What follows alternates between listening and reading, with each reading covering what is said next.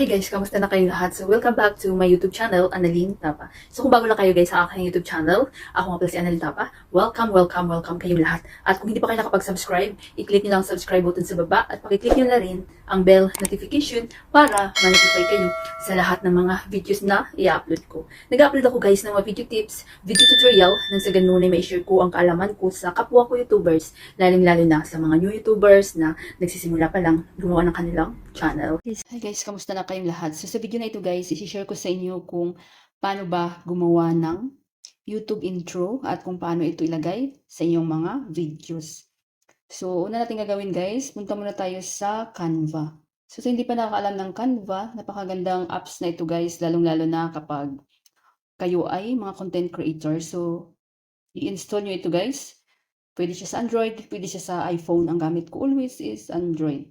So pag na-install nyo na, i-open na natin. So kapag bago lang kayo sa Canva guys, gumawa kayo ng account dito. Napakadali lang guys. So click na natin ang Canva. So kanina gumawa ako dito guys. Balik tayo sa pinaka homepage. Kasi nag-practice ako kanina para ma-present ko sa inyo ng maayos. So nakikita nyo ito guys dito sa search box. Sa taas, i-click nyo lang ang YouTube intro. Then, yan, lumabas na siya. So, napakarami dito guys, mapagpipilian. So, free lang, huwag nyo lang piliin yung may pro, kasi may bayad, ayan.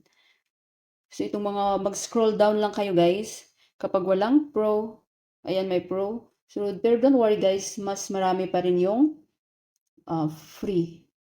So, maraming magaganda dito guys na free lang. So, kayo na bahala mag-explore.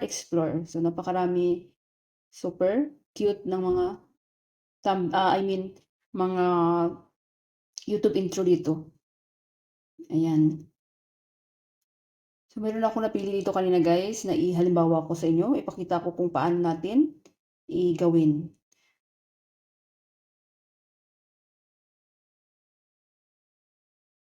So, simple lang itong pinili ko. Wala siyang pro. So, ibig sabihin, free. So, i-click nyo lang yan.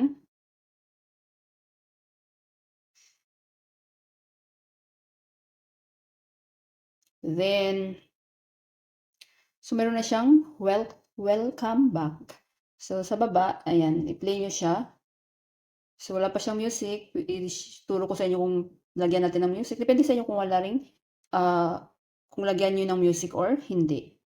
So, dapat sa intro guys is maikli lang siya, di ba? Kasi kapag masyadong mahaba yung YouTube intro nyo is maboboring din yung mga viewers nyo. So, ito dahil hindi natin pangalan, so pwede natin palitan yan ng ating sariling pangalan. So, sa akin is Annalyn Tapa. Wait lang guys. Yung welcome back, okay na yan. Itong pangalan lang, palitan natin. So, i-click nyo yan. Then, i-edit lang natin guys.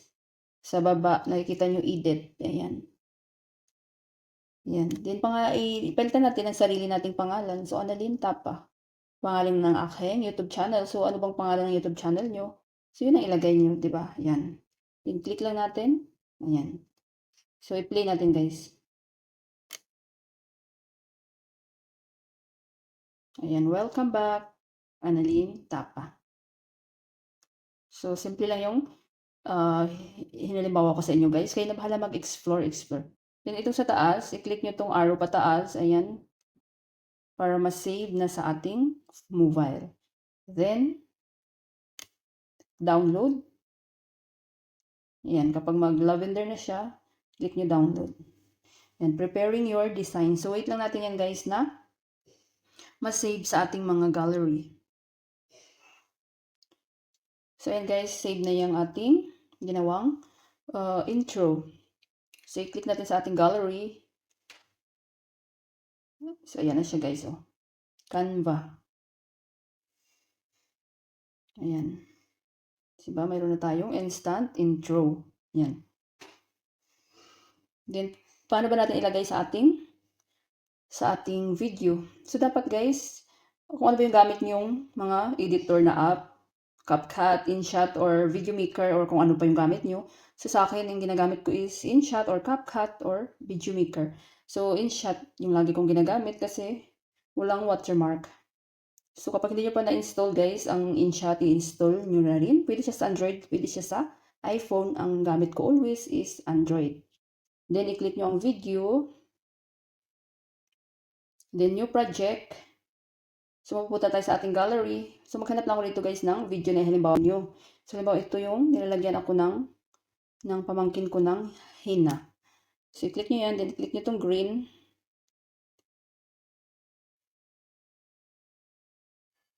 Ayan. So, halimbawa yan yung video natin. Yung video nyo. So, depende sa inyo guys kung gano'n ba kahaba yung video nyo or maikli, pwedeng lagyan ng intro. So, wala siyang intro, di ba?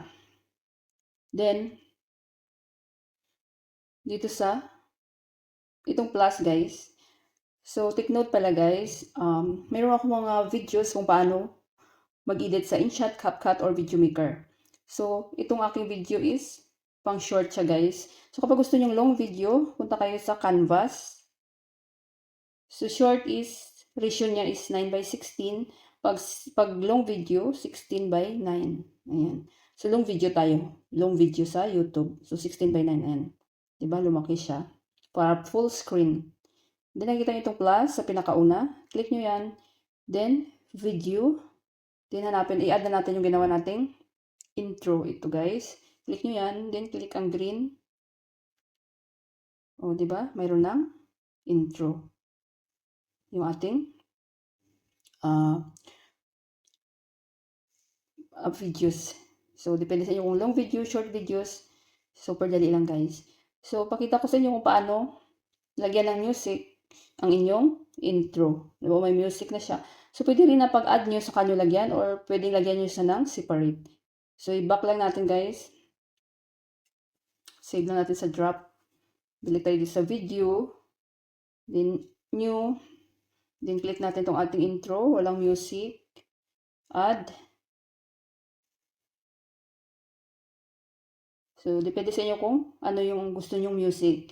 So, halimbawa, so careful din kayo guys dito sa mga music sa InShot kasi minsan may copyright. So, hindi man ngayon, after 1 year or 2 years, magkakaroon kayo ng copyright. So, dapat meron kayong sariling na-download na music na walang copyright. So, panoorin niyo yung video ko guys kung saan makakakuha ng mga music na free lang para sa YouTube channel nyo or YouTube videos. So, yung halimbawa ko ito guys, wala tong copyright. Click nyo lang yan. Then, palakasan natin para marinig nyo.